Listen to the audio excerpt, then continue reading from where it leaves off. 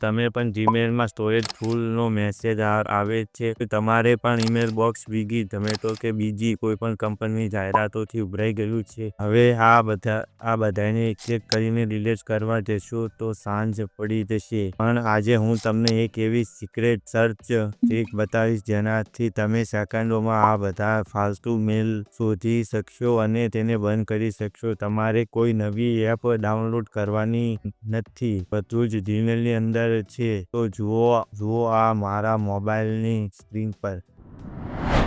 આપણે આવી ગયા છે આપણા મોબાઈલ ફોનની સ્ક્રીન પર. સૌથી પહેલાં તમારા ફોનમાં જીમેલ એપ ખોલવાનો છે. ઉપર સર્ચ ઇન ઈમેલ લખેલું હોય છે, ત્યાં ક્લિક કરો.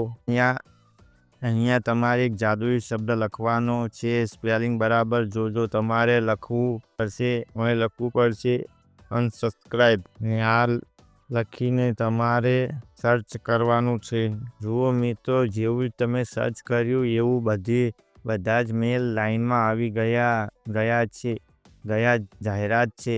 કારણ કે દરેક જાહેરાતોવાળા મેલ નીચે ઝીણા અક્ષરે અનસબસ્ક્રાઇબ લખેલું જ હોય છે. એટલે ગૂગલે બધાને પકડી લીધા. હવે તમારે આમાંથી જે કંપનીનો મેલ તમારે નથી જોતો એ મેલને ઓપન કરો.